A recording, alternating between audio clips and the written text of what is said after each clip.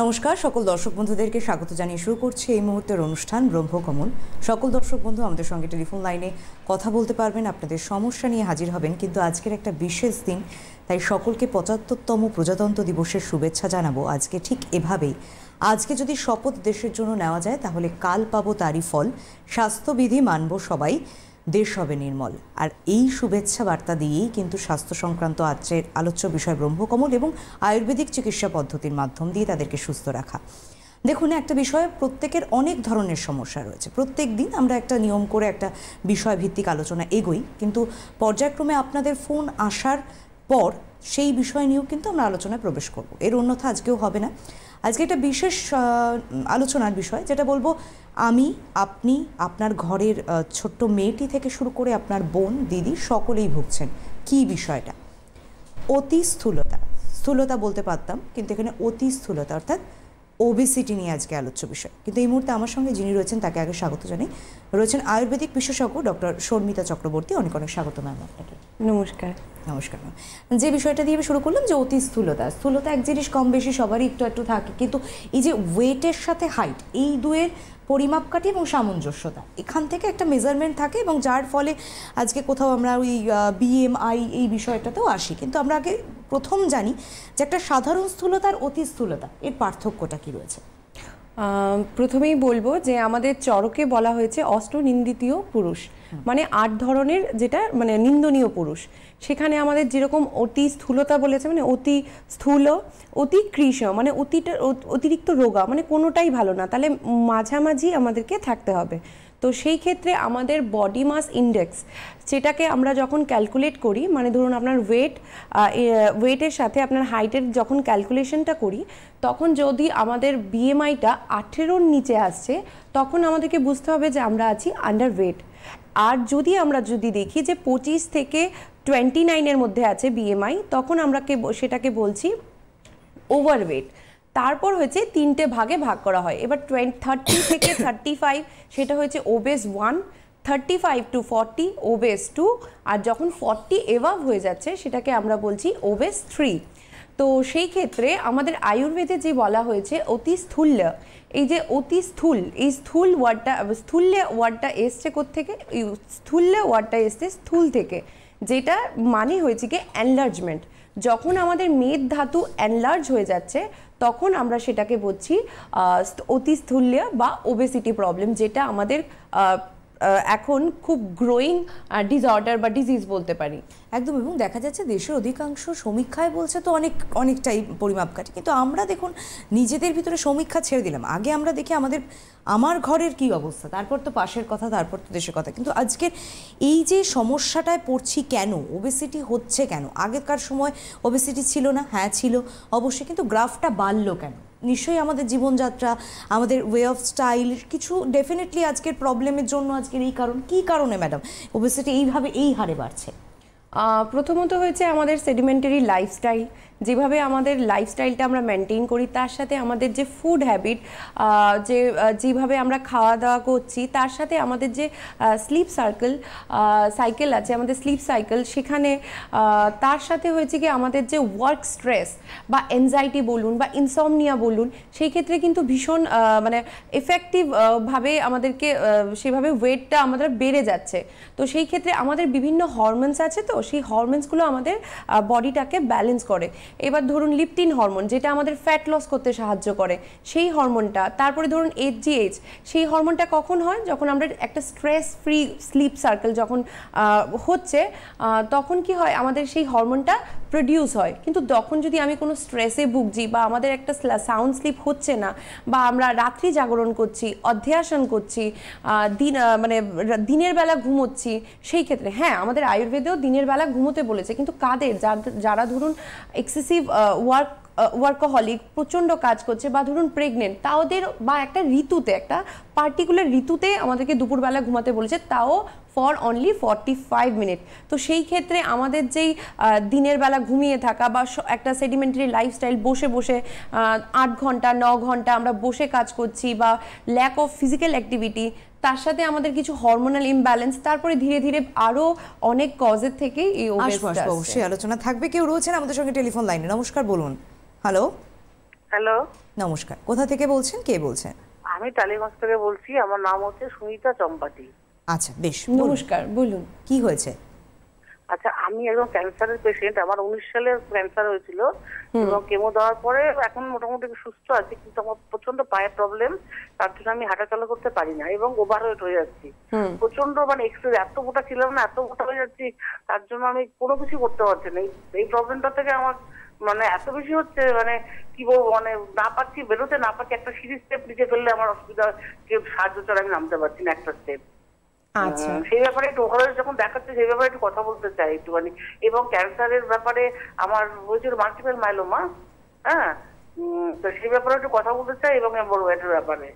ঠিক আছে, আপনি স্ক্রিনে থাকুন, আমি বলছি। উনি ক্যান্সারের পেশেন্ট ছিল, বাট ক্যান্সারের একটা হিস্ট্রি ছিল, এখন উনি কিওর্ড। আর এখন ওনার সমস্যা যেটা হচ্ছে ওভারওয়েট, তার সাথে কি হচ্ছে আমাদের ওয়েট বেয়ারিং জয়েন্টগুলোতে আস্তে আস্তে এফেক্ট করা শুরু হয়েছে। সেই জায়গায় হাঁটতে চলতে কষ্ট হচ্ছে, পায়ে ভীষণ প্রচণ্ড ব্যথা। তো সেই ক্ষেত্রে ওনাকে ওয়েট লস কর, এই যে পেশেন্টকে ধরুন ডক্টর আমরা তো প্রেসক্রাইব করে দিই যে ওয়েট লস করতে হবে আপনাকে, তবেই আপনার পায়ে ব্যথাটা ঠিক হবে। কিন্তু এই পেশেন্টগুলো কি করে ওয়েট লস করবে? ওরা তো এক্সারসাইজ করতে পারছে না, ডায়েটও ঠিকভাবে সেভাবে মেনটেন করতে পারছে না, অতিরিক্ত ডায়েট মেনটেন করতে গিয়ে ম্যালনিউট্রিশনে ভুগছে, তার সাথে আরও vitamin C deficiency, vitamin D3 deficiency, বা জিঙ্ক বা ম্যাগনেসিয়াম বা ক্যালসিয়াম ডেফিসিয়েন্সিতে ভুগছে। তো সেই ক্ষেত্রে তখনই আমাদের আয়ুর্বেদ একটা এফেক্টিভ রেজাল্ট দেবে। তো কারণ আমাদের তো শুধু মেডিকেমেন্টস দিয়ে আমরা শুধু ট্রিটমেন্টটা করি না, সেই ক্ষেত্রে আমাদের মেডিকেমেন্টসের সাথে আমাদের থেরাপি, তার সাথে আমাদের যে লাইফস্টাইল, যেটা আমি বললাম যে দিনচারিয়া, রাত্রিচারিয়া বা ঋতুচারিয়া, সেই ক্ষেত্রে সেইভাবে আমরা ট্রিটমেন্টগুলো করি। আপনার যেহেতু একটা ক্যান্সারেরও হিস্ট্রি আছে, সেই ক্ষেত্রে আপনার প্রপার হিস্ট্রি টেকিংটা কিন্তু ভীষণ important for a better prognosis. তো সেই ক্ষেত্রে আমি বলবো যে স্ক্রিনে দেওয়া যে নম্বরটি আছে, আপনি সেই নম্বরে একটু যোগাযোগ করে আপনার কমপ্লিট হিস্ট্রিটা একটু আমাদেরকে দিতে পারলে, তাহলে আমি একটা ঠিকঠাক ওপিনিয়ন আপনাকে দিতে পারবো। একদম, এবং ঠিক তার পরামর্শ মতো কী কী টেস্টের দরকার আছে, একটা প্যাথোলজিক্যাল টেস্টও দেখে নেওয়া হলো, হিস্ট্রিটাও নেওয়া হলো, এবং সবটার বেসিসে কিন্তু ট্রিটমেন্টটা শুরু করে দেওয়া যায়। মানে এটা যত তাড়াতাড়ি ফেলে না রেখে যদি আমরা শুরু করে দিতে পারি, তাহলে তাড়াতাড়ি সুস্থতা পাবো, এটাই তো। সুতরাং আপনারা হেল্পলাইন নাম্বারে ফোন করে অ্যাপয়েন্টমেন্ট নিয়ে আসতেই পারেন, কিন্তু আগে আপনার সমস্যা নিয়ে আমাদের সঙ্গে লাইভে কথা বলুন, তাহলে সুবিধা হবে এটাই যে আপনার যে কোনো ধরনের, এই দেখুন এটা কিন্তু সরাসরি ওবেসিটির ব্যাপার ছিল না, কিন্তু কোথাও একটা সমস্যা রয়ে গেছে তার, অর্থাৎ সেই আবার আমরা একটু বডি মাস ইন্ডেক্সের বিষয়ে ফিরে আসি, যেখান থেকে ম্যাডাম বলছিলেন। যেটা আমি বললাম যে বডি মাস ইন্ডেক্স আমরা হাইট আর ওয়েট দিয়ে ক্যালকুলেট করি, যেটা আমি একটু আগে ভাগ করে বললাম যে ওবেস 1, ওবেস 2, ওবেস 3। তো সেই ক্ষেত্রে বডি ওয়েটটাকে মেনটেন করাটা কিন্তু খুবই ইম্পর্টেন্ট। হ্যাঁ, আমি মানছি অনেক সময় আমাদের হেরিডিটি বা জেনেটিক একটা রিজন থাকতে পারে, তার সাথে আমি যেগুলো বললাম যে সেডিমেন্টারি লাইফস্টাইল, আমাদের ফুড হ্যাবিট, আমাদের ওয়ার্ক স্ট্রেস বা ওয়ার্ক স্ট্রেসের জন্যে, তার সাথে বিভিন্ন ডিজিজের থেকে বা বিভিন্ন হরমোনাল ইমব্যালেন্স থেকে হচ্ছে। তো সেই ক্ষেত্রে আমাদেরকে আগে লাইফস্টাইলটা মেনটেন করতে হবে। Prevention is always better then cure. তো সেই জায়গায় যদি আমরা এক্স্যাক্ট টাইমে সময় মতো আমরা প্রিভেনশনটা নিয়ে নিই, আমাদের লাইফস্টাইলটা একটু মডিফাই করি, আমাদের ফুড হ্যাবিটটা একটু মডিফাই করি, সেই ক্ষেত্রে কিন্তু ফার্দার পরে যেরকম বিভিন্ন ভয়ানক যে ডিজিজেস, যেমন বিভিন্ন বাতের ব্যথা, অস্টিও আর্থ্রাইটিস, বা ধরুন কার্ডিয়াক সমস্যা, এমআই, বা ধরুন আস্তে আস্তে ধীরে ধীরে আরও অন্য সমস্যাতে যেন আমরা টার্ন ওভার না করতে পারি। একদমই তাই। এবং এই জায়গাটা থেকে দেখুন কিওরনেস একটা বিষয় আছে না, যে সুস্থ হব, বিষয়টা থেকে জানবো, আগে জানাটা দরকার। আর তাই জন্য কিন্তু দেখুন আয়ুর্বেদিক চিকিৎসা আজকের সময়, একটা প্রাচীনকালে ছিল আয়ুর্বেদিক চিকিৎসা, এবং বর্তমান সময় কিন্তু আয়ুর্বেদিক চিকিৎসায় মানুষ ভরসা করছেন। কেন? কারণ তারা দেখছেন যে কোনো পার্শ্ব প্রতিক্রিয়াহীন একটি চিকিৎসা পদ্ধতি, যেখানে মানুষ ভালো থাকছেন এবং রুট কজ খুঁজে নিয়ে সেখান থেকে ট্রিটমেন্ট হয়। এখান থেকে আসবো আলোচনায়, কেউ রয়েছেন আমাদের সঙ্গে টেলিফোন লাইনে। নমস্কার, বলুন। হ্যালো, নমস্কার, কে রয়েছেন বলুন। গোপাল দাস বলছি। কোথা থেকে বলছেন? সোদপুর থেকে। বলুন, কি হয়েছে, কি সমস্যা? বলছি আমি যা খাচ্ছি আমার অতিরিক্ত গ্যাস হয়ে যাচ্ছে, মানে যাই খাই না খাচ্ছে, জল খেলেও গ্যাস হয়ে যাচ্ছে, আর এই গ্যাসে মানে খুব অস্থির বোধ হয়ে যাচ্ছে, পেট ফুলে যাচ্ছে। আপনার বাউল মুভমেন্ট ক্লিয়ার হচ্ছে? হ্যাঁ, বাউল মুভমেন্ট ক্লিয়ার হচ্ছে? না খুব ক্লিয়ার হচ্ছে না। আচ্ছা, এই যে কিছু খেলেই গ্যাস হয়ে যাচ্ছে, সেটা কতদিন ধরে হচ্ছে? এটা মোটামুটি আপনার মাস 2-3 ধরে। আচ্ছা, আপনি কি কোনো ডক্টরকে দেখিয়েছিলেন? না, আমি এমনি ডাক্তার দেখাইনি, এমনি দোকান থেকে আমি গ্যাস ওষুধ কিনে নিয়ে এসেছি। আচ্ছা, ঠিক আছে, আপনি স্ক্রিনে থাকুন, আমি বলছি। উনি মোটামুটি 1 থেকে 1.5 মাস বললো যে কন্টিনিউ উনি যাই খাচ্ছেন, মানে জল খাচ্ছেন, তাতেও গ্যাস হয়ে যাচ্ছে। মানে আমাদের ওনার জঠরাগ্নিটা উইক হয়ে গেছে, মানে যে তার জন্যে উনি যাই খাচ্ছেন ওনার মনে হচ্ছে যে গ্যাস হয়ে যাচ্ছে, বা সেটা অন্য কোনো ডিজিজেরও সিমটমস হতে পারে। তো সেই ক্ষেত্রে ওনাকে বলবো, ইনিশিয়ালি উনি যদি খাবার সাথে, মানে লাঞ্চটা যখনই খাবারটা খাচ্ছেন, আপনি চেষ্টা করবেন একটু অল্প খাবার, মানে আপনার খিদেটা যদি 2টো রুটির থাকে, আপনি একটা রুটি খান, আর ওই একটা রুটির জায়গা আপনি একটু ফাঁকা রাখুন, যাতে জঠরাগ্নি ঠিকঠাকভাবে ডাইজেশনটা, মানে পাচনটা ঠিকঠাকভাবে হয়। আমাদের বডিতে অপক্য আহার রস, এবার দীর্ঘদিন যদি অপক্য আহার রসটা আমাদের বডিতে থাকে, তখন কিন্তু আমাদের বডিতে যে টক্সিনস বা বলি, সেইগুলো প্রোডাকশন শুরু হয়ে যায়। তখন কি, এই যে বললো যে বাউল মুভমেন্টও ক্লিয়ার হচ্ছে না, তার সাথে কি হয়, এবার আস্তে আস্তে কি আমরা আমবাত বা বাতের ব্যথা ওইগুলো চলে আসে যখন আমাদের, কারণ রোগ সর্বাপে মন্দাগ্নে, যেটা বরাবর আয়ুর্বেদে বলা, মানে আমাদের যখন রোগ শুরুই হয় আমাদের পেটের সমস্যা দিয়ে। যখন আমাদের বাউল মুভমেন্ট ক্লিয়ার থাকবে, আমাদের ডাইজেস্টিভ সিস্টেম ঠিক থাকবে, সেই ক্ষেত্রে কিন্তু আমাদের এতটা মানে অন্য রোগের দিকে টার্ন কম করবে। তো সেই ক্ষেত্রে ওনাকে বলবো, আপনি যেই খাবারটা খাচ্ছেন একটু কম করে খান, আর 2 ঘন্টা পর পর একটু একটু করে খাবার খান। একসাথে অনেকটা খাবার খাবেন না, একসাথে অনেকটা গ্যাপ দেবেন না খাবারে। আর যখন খাবারের সাথে জল খাবেন না, আর দুপুরে যখন লাঞ্চ করছেন তখন চেষ্টা করুন একটু ঘোল খাওয়ার। ঘোল বা তক্র যেটাকে আমরা বলছি, সেটা কিন্তু ডাইজেশনে ভীষণ ভালো হেল্প করে। তারপরেও বলবো, যদি তারপরেও কমছে না, তখন কিন্তু আপনাকে কিছু রিপোর্ট করাতে হবে, ঠিক আছে? তো সেই ক্ষেত্রে আপনাকে প্রপার ডায়াগনোসিসের জন্য কিন্তু আপনাকে এই স্ক্রিনে দেওয়া নম্বরটাতে একটু যোগাযোগ করে নিতে হবে।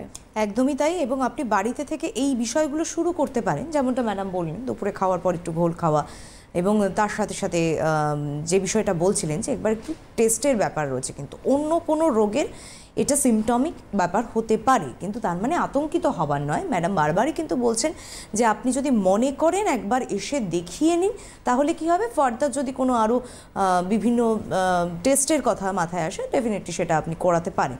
একটা বিষয় ম্যাডাম আপনি বলছিলেন যে এই যে স্থূলতা আসাটা অবধি আটকাবো, কিন্তু এই বিষয়টাতে লাইফস্টাইলের ব্যাপার একটা ধ্যান দিতেই হবে, কিন্তু কি কি কারণে এই ওবেসিটি হতে পারে, সেখান থেকে আপনি 2-3টে পয়েন্ট বলে তারপর আমরা ফোন নিয়ে নিয়েছিলাম, সেখান থেকে আবার একটু আলোচনায় আসি। তো যেখানে বললাম যে আমাদের সেডিমেন্টারি লাইফস্টাইল, মানে ধরুন আমরা রাত জেগে পার্টি করছি, রাত জেগে কাজ করছি, তো আমাদের যে AGH হরমোনটা, যেটা আমাদের ফ্যাট লস করতে সাহায্য করে, সেই হরমোনটা ঠিকঠাক প্রোডাকশন হচ্ছে না, সেই জায়গায় ফ্যাট লস হচ্ছে না। আপনি অনেক পেশেন্ট বলে যে আমি তো অনেক এক্সারসাইজ করছি, অনেক ডায়েট করছি, কিন্তু তাতেও আমাদের ফ্যাট লস হচ্ছে না, কারণ অনেক ডায়েট, অনেক এইসবের চক্করে এতটাই স্ট্রেস নিয়ে নিচ্ছেন ব্যাপারটাতে, যে ওনার যে ন্যাচারালি যে হরমোনটা, সেটাই তো প্রোডাকশন হচ্ছে না, তো ওনার ওয়েট লসটা হবে কি করে?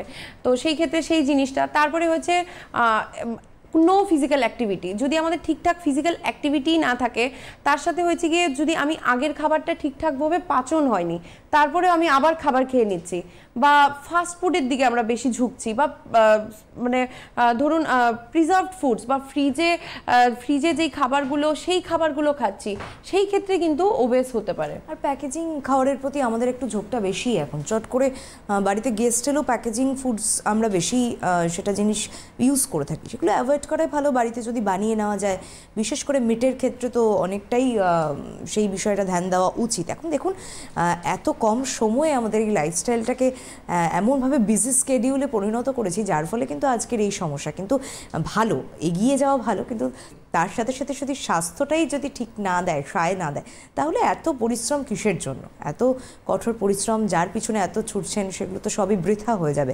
সুতরাং আয়ুর্বেদিক মতে এই যে একটা বিষয় ম্যাডাম বলছিলেন, যেটা ছুঁয়ে গেছেন, পঞ্চকর্ম চিকিৎসাও কিন্তু একটা প্রধান অঙ্গ বলা যেতে পারে। সুতরাং এই যে ব্যাড টক্সিনটা রিলিজ না হওয়া, এবার আপনি বলবেন অসুস্থ মানুষই কি আয়ুর্বেদিকের হাত ধরতে পারেন? না, আমি বলবো সুস্থ মানুষও আরও সুস্থ ভালো থাকার জন্য কিন্তু আয়ুর্বেদিকে হাত ধরতে পারে। কি তাই তো ম্যাডাম? একদমই তাই, কারণ আমাদের আয়ুর্বেদে তো আমি প্রত্যেকটা টপিকেই যখন বলি তখনই বলি যে আমাদের আয়ুর্বেদে বলা হয়েছে স্বাস্থ্যস্থ স্বাস্থ্য রক্ষণম আতুরস্য বিকার প্রশমনম, মানে আমরা যেই সুস্থ আছে তাকে সুস্থ রাখা, যে অসুস্থ তাকে সুস্থতার দিকে ফিরিয়ে আনা। তো প্রথমেই যে অসুস্থ মানে সুস্থ আছে সে যদি তার লাইফস্টাইলটা মেনটেন করে, সে যদি মানে আয়ুর্বেদের হাত ধরে রসায়ন জাতীয় জিনিস খাওয়া দাওয়া করে, তার ইমিউনিটিটাকে বাড়িয়ে নেয়, তারপর তার সাথে যেই লাইফস্টাইলটা সেভাবে মেনটেন করে, তাহলে কিন্তু তাকে আর অসুস্থতার দিকে যেতেই হচ্ছে না। প্রথমত কি করে সুস্থ থাকবো সেই নিয়ে আলোচনা করবো। ম্যাডাম কেউ রয়েছেন আমাদের সঙ্গে টেলিফোন লাইনে। নমস্কার, বলুন কে রয়েছেন? হ্যালো, আমি রীতা চৌধুরী বলছি। কোথা থেকে ফোন করেছেন? নমস্কার, বলুন। কোথা থেকে ফোন করেছেন? মানে পেটের ভিতরে কয়েক মাস 3-4 মাস হয়েছে, পেটের ভিতরে খুব লঙ্কা বাটার মতন জ্বলে, আর মানে পেটটা খুব ব্যথা করে, প্রচন্ড ব্যথা করে। আচ্ছা, সেটা কি খাবার ব্যথা করে? হ্যাঁ, খাবার খাওয়ার পরে ব্যথা হয় নাকি খাবার মানে খালি পেটে থাকলে? না, এটা খাওয়া দাওয়ার ব্যাপার নেই, যখন মানে হচ্ছে তখন সারাদিন ধরে হয়েই যাচ্ছে, রাত পর্যন্ত হয়ে যাচ্ছে, আবার হয়তো কমে গেল, আবার হয়তো হচ্ছে। আচ্ছা, আপনি কোনো ডাক্তার দেখিয়েছিলেন বা পেটের ছবি? কোনো ডাক্তার দেখাইনি। আচ্ছা, পেটের ছবি করিয়েছিলেন? না না, কিছু করিনি আমি ফোন, আমি আপনাকে দেখে আমি এখন এটা করলে আমি কি কি করতে হবে একটু বললে আমি করে তারপর আমি যোগাযোগ করবো তাইলে। আচ্ছা, আপনি চা খাচ্ছেন? হ্যাঁ, আমি চা কখন খান, কতবার খাচ্ছেন? চা আমি 2বার খাই, একবার হলো সকালবেলা 8:30 আর একবার হয়তো সন্ধ্যাবেলা কোনো দিন। চাটাকে একদমই কাট অফ করে দিন, ঠিক আছে? হ্যাঁ, ধরুন আমাদের পেটে জ্বলছে বা হাতে যখন জ্বলে তখন কি আমি সেখানে চা দেব, কোনো গরম জিনিস দেব বা মশলা জাতীয় জিনিস দেব? দিলে কি হবে, সেই জিনিসটা আরো জ্বলবে। তো আপনি যখন খাবারটা খাচ্ছেন, যখন আপনার যখন অতিরিক্ত হাই প্রোটিন বা খুব মশলাদার খাবার বা ক্যাফেন জাতীয় জিনিস, চা কফি এগুলো খাচ্ছেন, তাতে কি হবে, আপনার আরো ট্রিগার হবে, মানে যে জিনিসটা জ্বলছে সেই জিনিসটা আরো বেশি করে জ্বলবে, ঠিক তো? তো প্রথমেই চাটা বন্ধ করে দিন, ঠিক আছে? আর আপনি স্ক্রিনে থাকুন, আমি বলছি। ধন্যবাদ ফোন করার জন্য।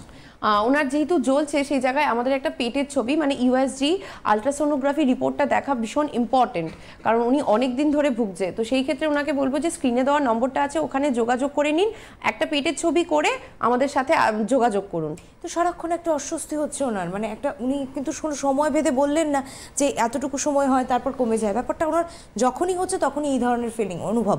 অর্থাৎ আমার মনে হয় দেরি না করে সত্বর যোগাযোগ করুন। আপনার জন্য স্পেশালি বললাম, হেল্পলাইন নাম্বার রয়েছে, এখনও সময় আছে। যদি সেরকম পর্যায়ে না পৌঁছয় আমি বলবো কিন্তু আয়ুর্বেদিক চিকিৎসার হাত ধরুন, ভালো থাকবেন, সুস্থ থাকবেন। একটা বিষয় শুরু করেছিলাম, এটা যে পার্শ্ব প্রতিক্রিয়াহীন একটি চিকিৎসা পদ্ধতি, এবং যে চিকিৎসা শুধুমাত্র মানুষের সিমটমিক ইস্যুগুলোকে নিয়ে কিন্তু চিকিৎসা করে না, তার রুট কজ নিয়ে চিকিৎসা করে। আজকে এই যে ওবেসিটির ক্ষেত্রে দেখুন, আমরা মনে করছি কি এই যে আমরা মোটা হয়ে যাচ্ছি, যেভাবেই হোক হেন তেন প্রকারণে কিন্তু আমাদের রোগা হতেই হবে। কিন্তু এই রোগা হতে গিয়ে ম্যাডাম একটা কথা বললেন ভীষণ ইম্পর্টেন্ট, কতটুকু খাবেন কতটুকু খাবেন না, ডায়েট চার্ট, কতটা জিম করবেন, কতটা এক্সারসাইজ করবেন, এই বিষয়ে কিন্তু আমরা অ্যাকচুয়ালি জানি না। আর এখানেই হয় ভুল, কেননা হয়তো দেখা যাচ্ছে আমরা অতিস্থলা থেকে স্থূলতা এলাম, তারপর আস্তে আস্তে রোগাও হয়ে গেলাম, কিন্তু তার সাথে সাথে আরও 5টা রোগকে নিয়ে কিন্তু আমরা নিজেকে সমৃদ্ধ করলাম। এখান থেকে মানুষ কিভাবে আরও বেশি সচেতন হবে? যেটা আমি বললাম, এখন আমাদের মধ্যে যা একটা ক্রেজ যে আমরা ওয়েট লস করব, তার জন্য আমরা ডায়েট মেনটেন করব। এবার ডায়েটে কি খাবো না সেটা আমরা জানছি না। বেসিক্যালি সেটা কিন্তু খুব দেখা যাচ্ছে যে টিনেজার্সদের মধ্যে, যারা টিনেজার ওরা ডায়েট করছে, ওরা খাবে না, কার্বোহাইড্রেট খাবে না, এই খাবে না, কিন্তু carbohydrate is a source of energy, যেটা আমাদেরকে গ্লুকোজ দিচ্ছে। এই গ্লুকোজ আমরা যে কথা বলছি, কাজ করছি, সব কিছুর পেছনে তো গ্লুকোজটা ইম্পর্টেন্ট। তো সেই ক্ষেত্রে কার্বোহাইড্রেটেরও একটা স্পেশাল রোল রয়েছে, গুড ফ্যাটি ফুডসেরও একটা স্পেশাল রোল রয়েছে। তো সেই জায়গায় কি হয়, যখন আমরা সেই ফুডগুলো অ্যাভয়েড করে দিচ্ছি, বা গুড ফ্যাট ব্যাড ফ্যাট দুটোই তো আছে, যখন আমরা ব্যাড ফ্যাটের সাথে সাথে গুড ফ্যাটটাও কাট অফ করে দিচ্ছি আমাদের লাইফে, তখন কিন্তু আমরা বিভিন্ন রোগে বা ম্যাল নিউট্রিশনে বা বললাম যে ক্যালসিয়াম ডেফিসিয়েন্সি বা তার সাথে আরও বিভিন্ন ভাইটামিন ডেফিসিয়েন্সিতে আমরা ভুগছি। তার সাথে ধরুন এই যে এক্সেসিভ, যাদের ধরুন একটু এজেড পেশেন্ট বলছি, যাদের ধরুন হরমোনাল ইমব্যালেন্স হয়ে যাচ্ছে, আফটার ম্যানোপজ ওদের যে ক্যালসিয়াম ডেফিসিয়েন্সি হয়ে যাচ্ছে, তার জন্য ধরুন যেই পেইন মানে জয়েন্টস পেইন বা বোনসে যে ব্যথা আছে, সেই ক্ষেত্রে ওরা যখন এক্সেসিভ এক্সারসাইজ বা ওইসব করতে যাচ্ছে তখন ব্যথাটা আরও বেশি বেড়ে যাচ্ছে, বা ধরুন অনেক প্রোন হয়ে গেলে অনেক জায়গায় ফ্র্যাকচারও হয়ে যাচ্ছে, কারণ অস্টিওপোরোসিসও হয়ে যেতে পারে। ক্যালসিয়াম এক্সেসিভ অস্টিওক্লাস যখন আমাদের টিস্যুগুলো ভেঙে দিচ্ছে, ঠিকঠাক পরিমাণ যখন আমাদের টিস্যু ফর্মেশন হচ্ছে না, তো সেই জায়গায় যদি আমরা ঠিকঠাক ক্যালসিয়াম ইনটেক না করি, সেই জায়গায় কিন্তু আমাদের একটা ক্যালসিয়াম ইনটেক করলাম না, ডায়েট করলাম, তার সাথে এক্সারসাইজ করলাম, তখন কিন্তু আমাদের ফ্র্যাকচারও হয়ে যেতে পারে, এতটাই সিরিয়াসও হতে পারে। এটা কিন্তু হাড়ের ওপরও একটা কোথাও প্রভাব আসতে পারে। একদমই তাই। বুঝতেই পারছেন যে বিষয়গুলো এত সোজা না, এত কঠিনও আবার নয়, কেননা যদি সঠিকটা জানা যায় তাহলে আমরা মেনটেন করতে পারি। আসল কিন্তু সুস্থ থাকার কথাই আমরা বলবো। ওই যে শুরু করেছিলাম যে আজকে স্বাস্থ্যবিধি মানবো সবাই, যাতে দেশ হয় নির্মল। সত্যি আজকে একটা বিশেষ দিনে এই স্বাস্থ্য সংক্রান্ত আলোচনা আমার মনে হয় অনেক মানুষকে আরও এগিয়ে দেবেন সামনের দিনটায় সুস্থ থাকার কথা চিন্তা করার জন্য। আর তাই আপনারা হেল্পলাইন নাম্বারটা নোট করে নিন। এছাড়াও আমি বলে দিই, বিরাটিতে মিনি বাস স্ট্যান্ড একটাই, তার ঠিক অপোজিটে ডক্টর প্লাস, সেখানেই আপনারা আসবেন, দেখা করাবেন। এছাড়াও বাইরেও কিন্তু বিভিন্ন জায়গায় চেম্বার রয়েছে, সেখানে কনসালটেন্টরা থাকেন, তাদের সঙ্গে কথা বলে ডক্টরস অ্যাপয়েন্টমেন্ট নিয়ে কিন্তু আপনাকে দেখাতে হবে। এর অন্যথা নয়, শিলিগুড়ি, মালদা, বর্ধমান, খড়গপুর, বোলপুর, বহরমপুরে, কৃষ্ণনগর, আসানসোল, দুর্গাপুর, আগরতলা, গুয়াহাটি, এই সমস্ত জায়গায় কিন্তু চেম্বার রয়েছে, সেখানে আপনারা কনসাল্ট করতে পারেন কনসালটেন্টের সাথে। কিন্তু ওই প্রসেসটা একই, হেল্পলাইন নাম্বারে ফোন করে একটা অ্যাপয়েন্টমেন্ট নিয়ে কিন্তু আপনাকে আসতে হচ্ছে। এবার আসি আজকের বিষয়টা, ভীষণ ভালো ব্যাখ্যা দিচ্ছিলেন ম্যাডাম, যে পেট ভালো যা সব ভালো তাই, মানে সেখান থেকে আসি যে পেটের সমস্যা যদি হতে হয়, দেখুন আমাদের মধ্যপ্রদেশটায় মানে পেটটাই সব থেকে বেশি কিন্তু আগে স্থূলতায় ভরে, তারপর আস্তে আস্তে হাত পা ফুলে যাওয়া নয়। এই বিষয় সম্পর্কে একটু আলোচনায় আসি। দেখুন, আমাদের যে ট্রিটমেন্টটা বা আমাদের যে প্রকৃতি, আমরা প্রকৃতি ওয়াইজ ট্রিটমেন্ট করে থাকি। সেই ক্ষেত্রে বাত, পিত্ত, কফ, ঠিক আছে, তিনটে যে বাত, পিত্ত, কফ, তার তিনটে স্থান আছে।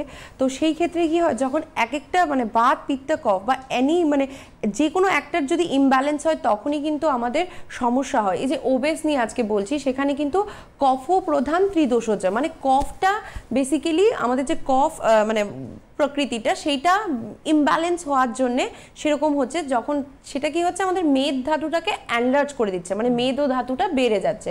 তো সেই ক্ষেত্রে মডার্নে তো ধরুন বলে যে মানে বিএমআই দিয়ে, কিন্তু আমাদের আয়ুর্বেদের কনসেপ্টটা একটু ডিফারেন্ট। আমরা যেটা বললাম যে প্রকৃতি ওয়াইজ, যদি বাত প্রকৃতি, সেই মানুষটা একটু লিন অ্যান্ড থিন হবে, তো তার ক্ষেত্রে যে বডি ওয়েট বা তার ওবেস ব্যাপারটা, সেটা আমাদের কাছে একটু ডিফারেন্ট। পিত্ত মিডল স্ট্রাকচার হবে, যারা কফ প্রকৃতি তারা একটু মানে বাতের তুলনায় বা পিত্তের তুলনায় ওরা একটু হেলদি হবে, বাট হেলদি নট ওবেস।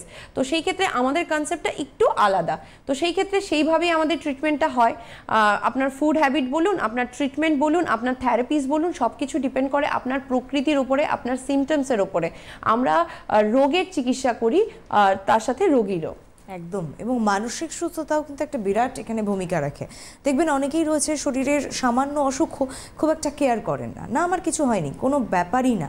কিন্তু এই যে একজন ভদ্রলোক বললেন যে জল খেলেও তার গ্যাস হয়ে যাচ্ছে, মানে একটা জিনিস চিন্তা করুন, তার মাঝে একটা কথা উনি বলেছেন, উনি প্রত্যেক দিন রেগুলারলি নিয়ম করে গ্যাসের ওষুধ খেতেন।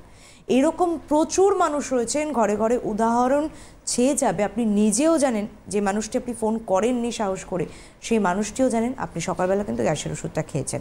আর যদি না খেয়ে থাকেন, তাহলে দিনের সারাটা সময় ভাবতে থাকেন আজকে কি মিস হয়ে গেছে, নাকি গ্যাসের ওষুধটা আমি খেয়েছি। এটা খুব ফ্যাক্ট এবং খুব বাস্তব চিত্র ম্যাডাম, যে প্রত্যেকেই আমরা নির্ভরশীলতা মেডিসিনের ওপর হচ্ছি। কেন? প্রাকৃতিক উপায় ভালো থাকার ওপর কেন আমাদের সচেতনতা বাড়ছে না? আজকে আয়ুর্বেদিক চিকিৎসা পদ্ধতি তো এটাই শেখাচ্ছে আমাদের প্রতিনিয়ত, যে সেই চিকিৎসা ভালো রাখতে পারে। যেটা আলোচনা আসেনি আজকে একদমই, সেটা হচ্ছে রুট কজ নিয়ে, রুট কজ থেকে কিন্তু ট্রিটমেন্ট করা। আজকে যেমন ওবেসিটির ক্ষেত্রে ম্যাডাম যদি বলি, যে আমরা কিন্তু দেখছি যে অতি স্থূলতা, সেই সমস্যা থেকে সিমটমিক ইস্যু নিয়ে বিষয়টা চিকিৎসা, তা তো হচ্ছে না, হচ্ছে রুট কজ। মূল কারণ কি আজকে ওবেসিটি হওয়ার, সেখানে ফিরে আসি। মূল কারণটাই হয়েছে যে আমাদের যে লাইফস্টাইল, বা আমাদের যে ফুড হ্যাবিট, সেই ফুড হ্যাবিটটা আমরা কখন খাচ্ছি, কি খাচ্ছি, তার সাথে হয়েছে কি মেন্টাল স্ট্রেস। অনেকেই দেখবেন জিম করছে, ডায়েট করছে, কিন্তু ঠিকঠাক ঘুম হচ্ছে না, বা কোনো স্ট্রেস বা অ্যাংজাইটি বা ডিপ্রেশন কিছুতে ভুগছে। অনেকেই বলে যে আমার তো টেনশনে ওয়েট গেইন হয়ে যাচ্ছে, বা টেনশনে বা অ্যাংজাইটিতে ওয়েট গেইন হয়। কারণ যে টেনশন হচ্ছে তখন তারা কি করে, ফুডের উপরে যে অ্যাংজাইটি বা স্ট্রেসটা বের করতে চায়, তো তখন সেটা ফুডটা মানে কতটা খাচ্ছে, কি খাচ্ছে সেটা বুঝতে পারছে না। তো সেই জায়গায় আমাদের ইনসুলিন লেভেল বেড়ে যায়, বা বিভিন্ন ডিজিজ সেখান থেকে হয়, তার সাথে ওয়েটটাও আমাদের বেড়ে যায় থাকে। একদমই। সুতরাং বুঝতেই পারছেন যে আপনাদের যে কোনো ধরনের অসুস্থতা, আমি এটা শুরুতেই বলেছিলাম যে আজকে ওবেসিটি নিয়ে কথা বলবো, মানে এটা নয় সেই সংক্রান্তই আপনারা ফোন করবেন। আপনারা আপনাদের সমস্যা নিয়ে ফোন করতেই পারেন। এবং আয়ুর্বেদিক চিকিৎসায় এই প্রশ্নটা না এখন খুব ভালো লাগে ম্যাডাম, যে এই প্রশ্নটা মানুষ আর করেন না, যে এই রোগটা হয়েছে, এই রোগটা কি সারে। এই প্রশ্নটা কিন্তু এখন অনেকখানি কমে গেছে, কারণ আপনাদের সচেতনতা বেড়েছে, আপনারা বুঝতে শিখেছেন যে এটা পার্শ্ব প্রতিক্রিয়াবিহীন একটি চিকিৎসা পদ্ধতি। ব্রহ্মকমল অনুষ্ঠানের মাধ্যম দিয়ে আপনাদেরকে সেটাই জানানো হচ্ছে, আয়ুর্বেদিক চিকিৎসা একটি মানুষকে সুস্থ রাখতে, ভালো রাখতে সাহায্য করে। আর আমাদের কথাই আছে সুস্থ ও সুন্দর জীবন একসাথে পেতে গেলে ডক্টর প্লাসের হাত ধরা। তাই চলে আসতেই হচ্ছে আপনাকে বিরাটি মিনি বাস স্ট্যান্ডের ঠিক উল্টো দিকে ডক্টর প্লাসে, বিরাটি স্টেশন থেকে ঠিক 2 to 3 মিনিটস হচ্ছে ওয়াকিং ডিস্টেন্স। আর যদি আমি এয়ারপোর্টের দিক থেকে বলি তাহলে ম্যাক্স 5 মিনিটস লাগবে। কেউ রয়েছেন আমাদের সঙ্গে টেলিফোন লাইনে। নমস্কার, বলুন। হ্যালো। হ্যালো, নমস্কার, কোথা থেকে ফোন করছেন? আমার হচ্ছে যে 1 বছর আগে মানে হঠাৎ হচ্ছে যে রাত্রিবেলা ঘুমিয়ে দাঁতের প্রবলেম ছিল আর কি, দাঁতের প্রবলেমের যন্ত্রণা হয়নি। তারপর হচ্ছে গিয়ে আমি হচ্ছে গিয়ে ওই গুঁড়া খুঁড়ি দাঁত মারছিলাম আর কি, দাঁত মারিতে পারিছে হঠাৎ আর উঠতেও পারিনি, বুঝতে পারি গ্যাসের জল খাওয়া করছি, উঠতেও পারিনি, বুঝতে পারি শুয়ে বসে। আমি একটু আপনাকে থামাবো। আমরা কিচ্ছু বুঝতে পারছি না আপনার কথা। রাত্রিবেলা ঘুমানোর সময় কি হয়? কিছু হয়নি, ওই দাঁতের একটু প্রবলেম ছিল আর কি। হ্যাঁ, তারপর? প্রচুর ঠান্ডা ছিল, ওই তারপর উঠে মুখ হাত ধুয়েছি গরম জলে মুখ হাত ধুয়ে তারপরে বলি কমেনি কেন, গুঁড়াকু ছিল আর গুঁড়াকু দাঁত মারছিলাম, বলি গুঁড়াকু। আচ্ছা আচ্ছা, সেগুলো দিয়ে আপনি কি করতেন? দাঁত মাজতেন? আমি মাইতাম, ওই দিনই মাজলাম আর কি। এখন সমস্যা কি? বর্তমানে সমস্যা কি হচ্ছে? এখন সমস্যা বলতে আমার 1 বছর হয়ে গেল একদম বাঁ হাত পা ঠিক মতো হাঁটাচলা করতে পারেন, কাজকর্ম করতে কৌনি থাকতে আর ডানা পর্যন্ত। বেশ বেশ বেশ। বা হাত বা পা মানে পুরো লেফট সাইডের কথাটাই উনি বলছেন। সঙ্গে থাকুন, ফোন করার জন্য ধন্যবাদ ম্যাডাম, খুব একটা সময় নেই। আপনার বা হাত বা পা, আমি ঠিকঠাক আপনার হিস্ট্রিটা বুঝতে পারলাম না। আপনি প্রথমে একটা দাঁতের হিস্ট্রি দিলেন, তারপরে আপনি লাস্টে বললেন, তো কমপ্লিট হিস্ট্রিটা আমার কাছে একদম ক্লিয়ার নয়। তো সেই ক্ষেত্রে বলবো, এখন তো সময় খুব কম, আপনি হেল্পলাইন নম্বরে একটু যোগাযোগ করে কমপ্লিট হিস্ট্রিটা একটু দিন, তাহলে আমি কিছুটা টিপস আপনাকে দিতে পারবো, যার জন্য কিছুটা ইম্প্যাক্ট আপনার হবে। কিন্তু কমপ্লিট ট্রিটমেন্ট বা কমপ্লিট যে থেরাপিগুলো, সেগুলো নিতে হলে আপনাকে একটু হেল্পলাইন নম্বরে যোগাযোগ করতে হবে। একদমই তাই, একদমই হাতে সময় নেই, এখানেই থামতে হবে। ধন্যবাদ ম্যাডাম আপনাকে, ধন্যবাদ আপনাদেরকেও, নমস্কার।